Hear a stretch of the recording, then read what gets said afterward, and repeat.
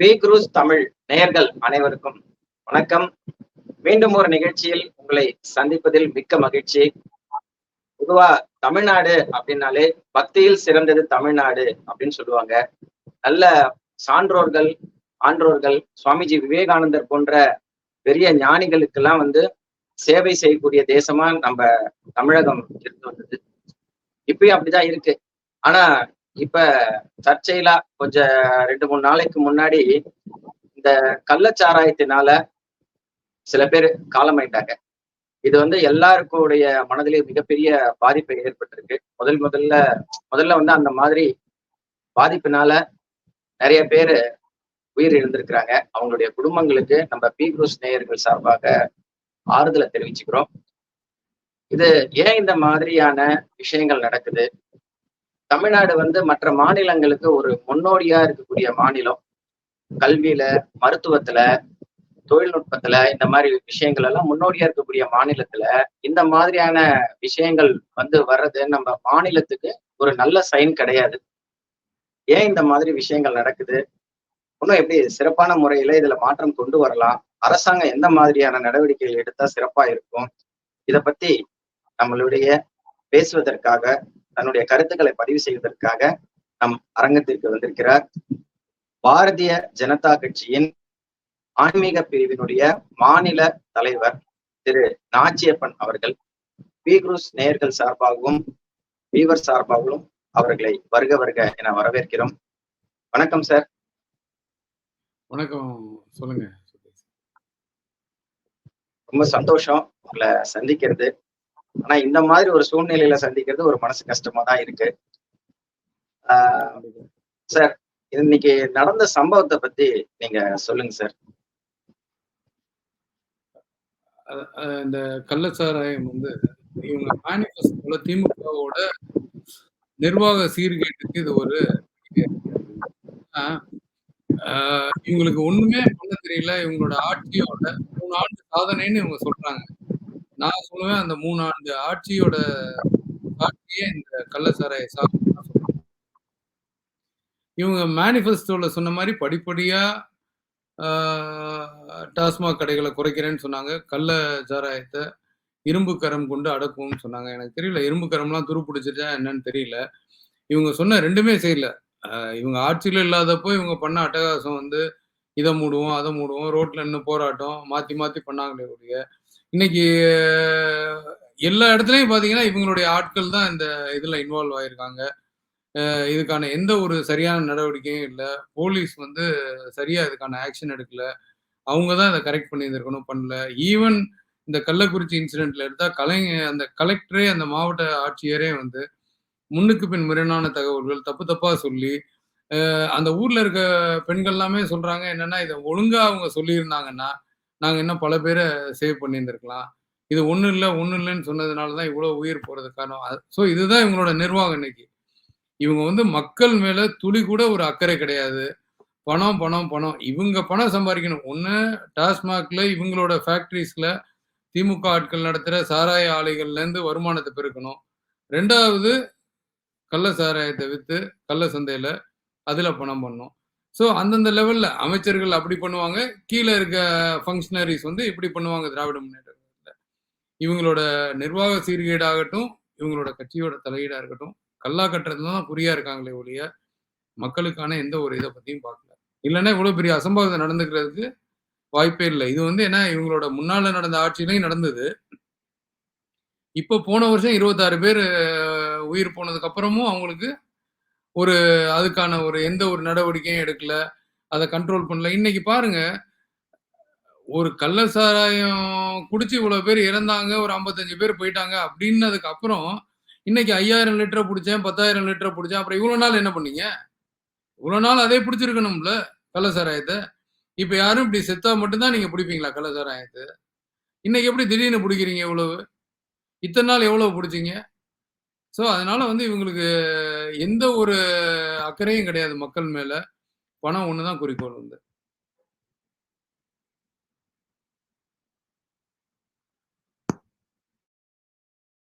முன்கணிப்பு பண்ண முடியாதா இந்த மாதிரி ஒரு இன்சிடென்ட் நடக்கிறத?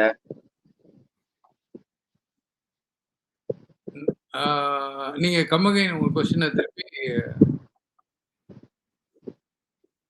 அதாவது 50 ஆண்டு காலமா திராவிட கட்சிகள் அவங்கதான் தொடர்ந்து ஆட்சி பண்றாங்க. சோ அவங்களுக்கு ஒவ்வொரு தொகுதியிலும் என்ன நடக்குதுன்றது தெரியும். இந்த திராவிட கட்சிகள் தான் வந்து எல்லா இடத்துலயும் அவங்க ஆட்கள் தான் இருக்காங்க. சோ அரசாங்கமும் இப்ப அவங்கதான் நடத்துறாங்க.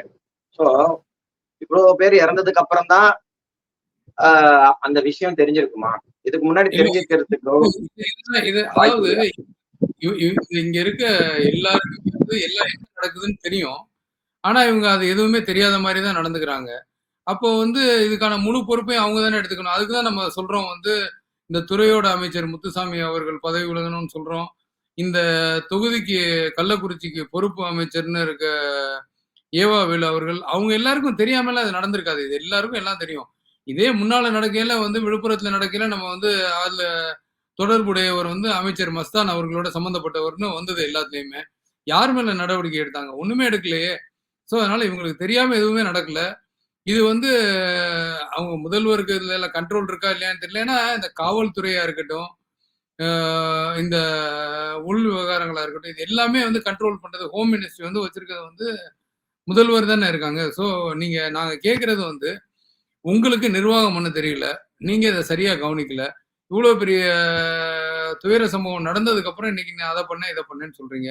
அப்ப இதுக்கு முழு பொறுப்பு அந்த 2 அமைச்சர்கள், அந்த ஊர்ல இருக்க எம்எல்ஏ, எல்லாமே திமுக எம்எல்ஏ. நீங்க பாத்தீங்கன்னா எல்லாம் ஒரு டிவில இப்ப எல்லா கிளிப்பிங்ஸ் எல்லாம் வந்தது. அவரை பிடிச்ச ஒரு பேர் வந்து ஏதோ கண்ணுக்குட்டியோ ஏதோ சொல்றாங்க. கோவிந்தசாமின்னு ஒருத்தர். அவரு வீட்டை போய் காட்டுறாங்க. வீடியோ எல்லாம் வருது. எல்லாமே பாத்தீங்கன்னா அங்க எல்லாம் அவரு முதல்வரோட படம் அங்க இருக்கு.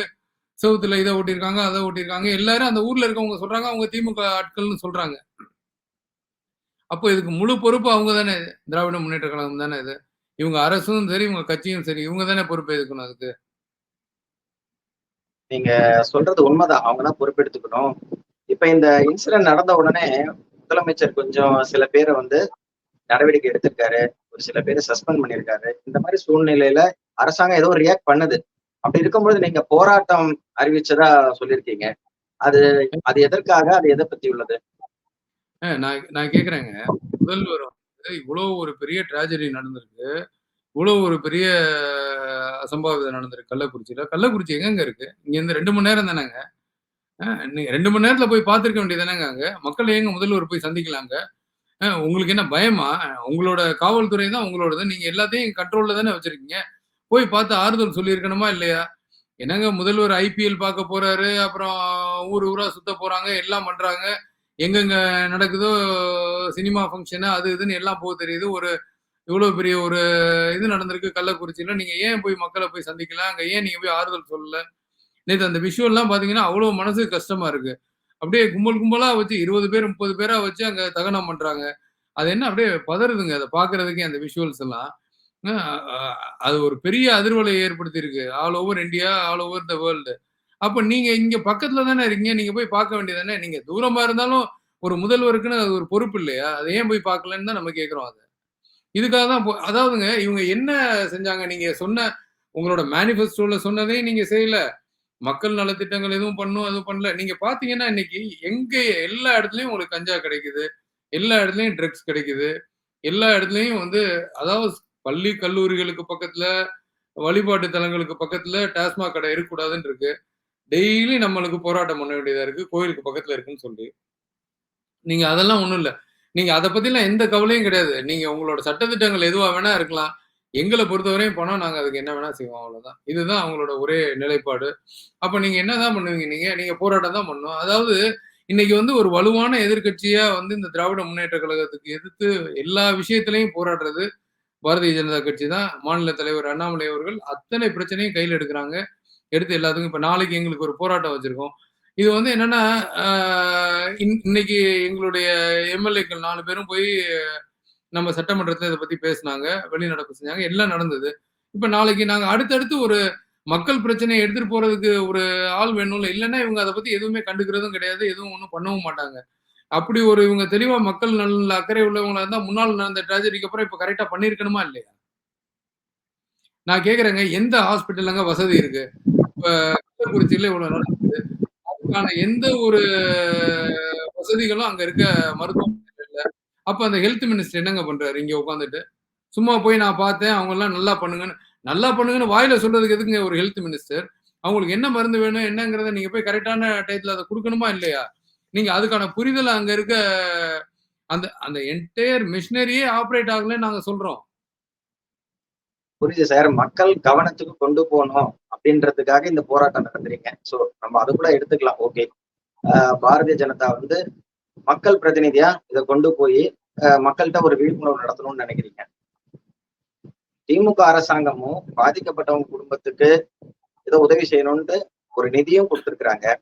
நீங்க ஆர்ப்பாட்டம் பண்றீங்க. இது இல்லாம நீங்க வந்து தேசிய தலைவராக இருக்கக்கூடிய திரு அமித்ஷா அவர்களுக்கு உள்துறை அமைச்சருக்கு ஒரு லெட்டரும் போடுறீங்க. அது இல்லாம சிபிஐ விசாரணை நடத்தணும்னு கேக்குறீங்க. அப்ப இது இது இதெல்லாம் எதுக்காக பண்ணணும்? இப்ப நீங்க போராட்டம் நடத்துறது ரைட்டு. இது மேற்கொண்டு ஏன் இதெல்லாம் செய்யணும்?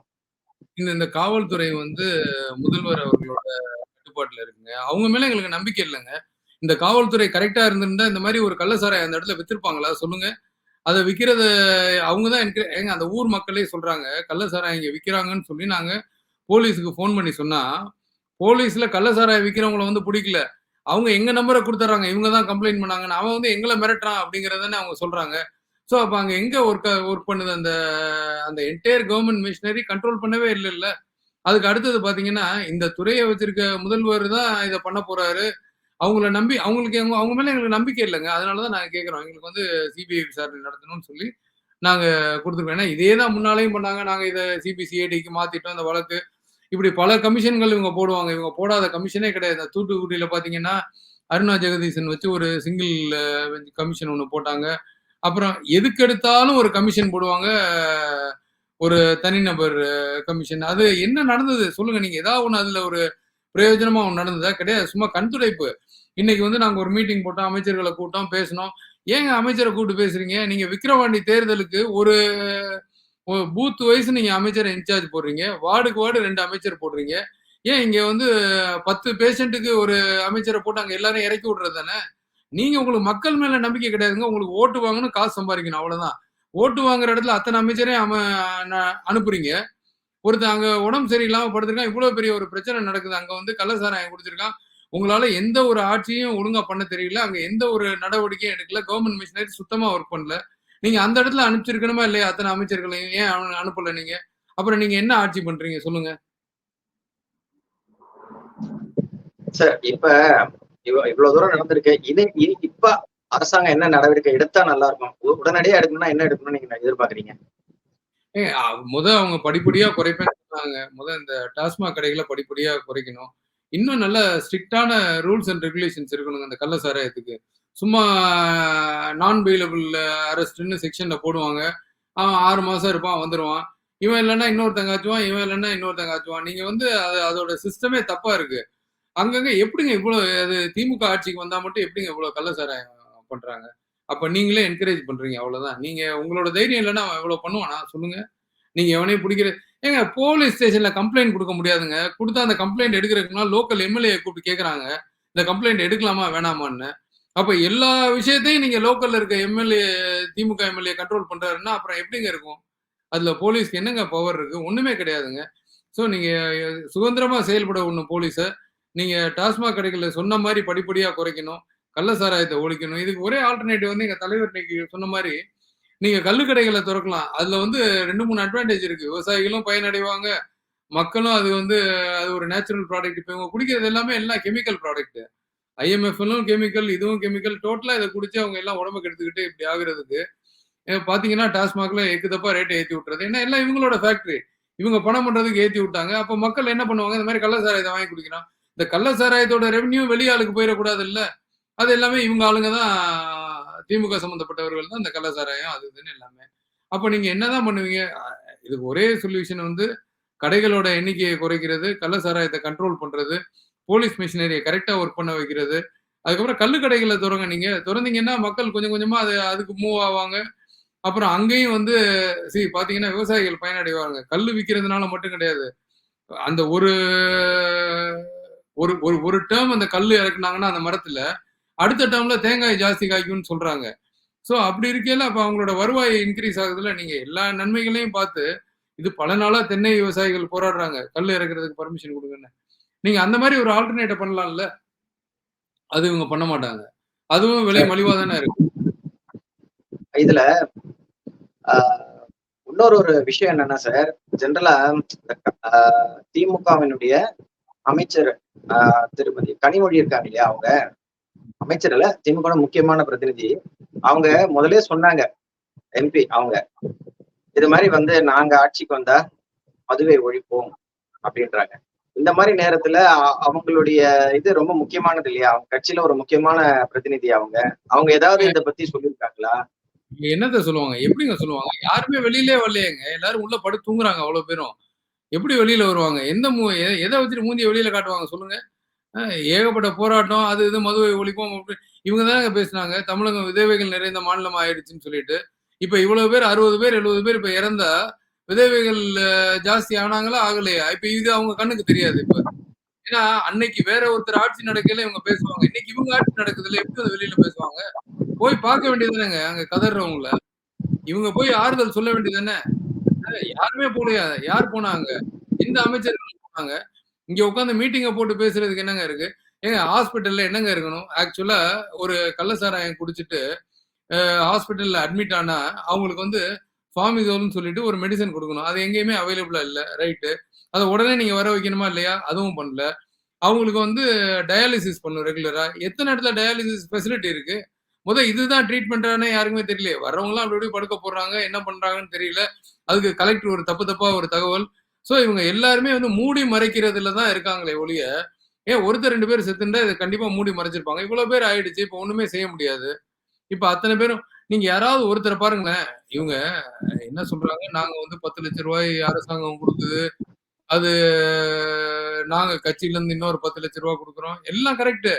குடுக்குறீங்க. இப்ப அதுக்கு பாருங்க இவரு சீமான் கேட்கிறாரு, யாரோட பணத்த எடுத்து யாரு குடுக்குறது? வரி பணத்த எதுக்கு குடுக்குற? நீ கள்ளச்சாராயம் காய்ச்சின சொத்த பறிமுதல் பண்ணு. அதுல இருந்து எடுத்து காச குடு. அப்படின்னு ஏன்னா ஒவ்வொருத்தரும் சொல்றது எல்லாமே கரெக்ட். ஆக மொத்தம் இவங்க பாத்தீங்கன்னா, இவங்க தனிநபர் வருமானத்துக்கான எல்லா வேலைகளையும் செய்வாங்க. சாராயம் விப்பாங்க, அத விப்பாங்க, இத விப்பாங்க, எல்லா வேலையும் பண்ணுவாங்க. கடைசியில ஏதாவது இந்த மாதிரி ஒண்ணு ஆச்சுன்னா, அரசாங்கத்துல இருந்து பணத்த எடுத்து குடுத்துருவாங்க. இதுதான் இவங்களோட ஒரே டெக்னிக். சார், இது ரொம்ப வருந்தத்தக்க செயல் தான். இந்த பணம் கொடுக்கறதுன்றது வந்து நமக்கு விருப்பம் இல்லை. பட் இருந்தாலும் அந்த குடும்பம் வந்து அந்த பிரெட் வின்னர் இறந்து போன உடனே அடுத்த தலைமுறைக்காகவும் அந்த பெண்களுக்காகவும் கவர்மெண்ட் தராங்க. விட்டுடுவோம். இப்ப இல்லங்க இந்த குழந்தைகள மாதிரி இந்த மாதிரி சம்பவங்கள் திரும்ப நடக்காம இருக்கிறதுக்கு மாநில அரசு உடனடியா என்ன நடவடிக்கை எடுக்கணும்னு நீங்க நினைக்கிறீங்க? இல்லங்க ஸ்ட்ரிக்ட்டா இருக்கணுங்க கவர்மெண்ட். போலீஸ் எல்லாம் வந்து அவங்கவங்க வேலைய செய்ய விடணும். இவங்க வந்து திராவிட முன்னேற்ற கழகம் தானே போலீஸ கண்ட்ரோல் பண்ணுது. அங்கங்க லோக்கல்ல இருக்க எம்எல்ஏ கண்ட்ரோல் பண்ணா எப்படி இருக்கும்? இப்படிதான் இருக்கும். சோ அவங்கள சுதந்திரமா செயல்பட விடணும். இந்த கள்ள சாராயத்த ஒழிக்கிறதுலாம் ஒண்ணும் இல்லங்க. அ இது எல்லாருக்கும் தெரிஞ்சு தான் இது நடக்குது. அதனால இவங்க வந்து தேடி புடிச்சு மேன் பவர இன்கிரீஸ் பண்ணி கொண்டு போய் பிடிக்கணும்லாம் அவசியம் கிடையாது. இவங்களுக்கு தெரிஞ்சு தான் அவ்வளவும் நடக்குது. இவங்க கரெக்ட்டா பண்ணலங்கிறது தான் இப்ப எங்களோட ஒரே பாயிண்ட்.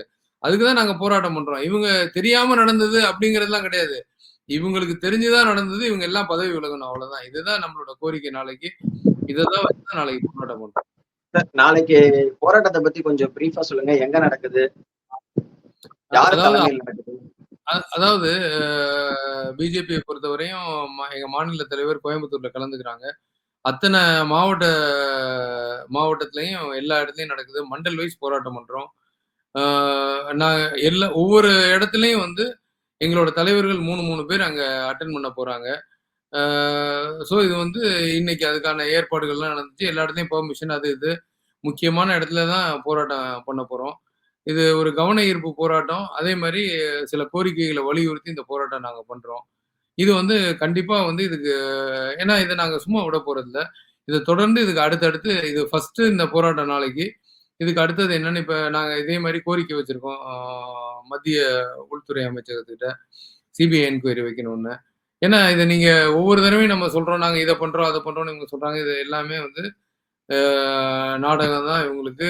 இவங்களுக்கு வந்து அத அ அவங்க மேனிஃபெஸ்டோல சொன்ன மாரி பொய்ய தவிர வேற எதுவும் இவங்க சொல்ல மாட்டாங்க.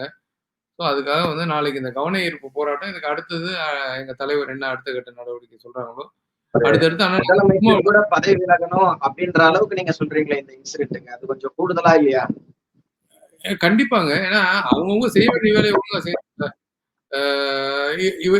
அதாவது ஆயத்துறை மதுவிலக்கு அப்படின்னு ஒண்ணு வச்சிருக்கீங்க. அப்ப கள்ளச்சாராயத்தை கண்ட்ரோல் பண்ண வேண்டியது அவர் வேலையா, யார் வேலைங்க? போலீஸ் வேலையா இல்லையா? போலீஸ் டிபார்ட்மெண்ட் யார்கிட்ட இருக்கு? முதல்வர்ட்ட இருக்கு. அப்ப அவரும் பதவி விலகணும்னு சொல்றோம். மொத்தத்துக்கு நீங்க அந்த சிஸ்டம் ஒர்க் ஆகல இல்லங்க. சிஸ்டம் ஒர்க் ஆகல இல்லங்க. காவல்துறையும் வேலையை சரியா செய்யல. அங்க இருக்க இந்த மதுவிலக்குத்துறையும், அப்புறம் அதுக்கு நீங்க ஒரு பொறுப்பு அமைச்சர்ன்னு ஒருத்தர் போட்டிருக்கீங்க. அவர் என்ன பண்ணாருன்னே தெரியல. நேத்து போய் பார்த்துட்டு வந்தேன் அப்படின்னு சொல்றாரு.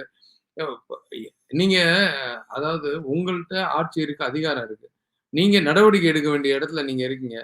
நாங்க போய் அவங்கள பார்த்து ஆறுதல் சொன்ன மாரி, நீங்க போய் ஆறுதல் சொல்றதுக்கா நீங்க போவீங்க? சொல்லுங்க. உங்களுக்கு தெரியல அவ்வளவுதான். நீங்க என்ன பண்றதுன்னே தெரியல. ஏன்னா பண்ண தப்பெல்லாம் நீங்க. நீங்க எப்படி அத சரி பண்ணணும்னு தெரியல. நீங்க திரு திருன்னு முழிக்கிறீங்க எல்லாரும் போய் அவ்வளவுதான். அதுக்கு அப்ப நீங்க இருக்கணும்னு அவசியமே இல்லையே. எல்லாரும் கிளம்பி போங்க. ஆட்சிய விட்டு போங்க. ஆட்சி விலகுங்கன்னு நம்ம கேட்கிறோம். இதுதான் எங்களோட ரொம்ப சந்தோஷம் சார். இவ்வளவு நேரம் வந்து நம்ம அரங்கத்துக்கு வந்து உங்களுடைய கருத்துக்களை பகிர்ந்துக்கிட்டீங்க. பீக்ரூஸ் நேயர்கள் அனைவருக்கும் வணக்கம். அதாவது இந்த மாதிரி ஒரு இன்சிடென்ட் வந்து தமிழகத்துல இன்னொரு தடவை சந்திக்க கூடாது. அதுதான் எல்லாருடைய ஆசையும். மக்கள் நல விஷயங்களை முன்னெடுப்பு செய்து வரும் பாரதிய ஜனதா கட்சியின் தொண்டர்களுக்கும் தேசியவாதிகள் அனைவருக்கும் பீக்ரூஸ் சார்பாக மனமார்ந்த வாழ்த்துக்கள். ரொம்ப அரங்கத்துக்கு வந்து இவ்வளவு நேரம் உங்களுடைய கருத்துக்களை ரொம்ப நன்றி சார்.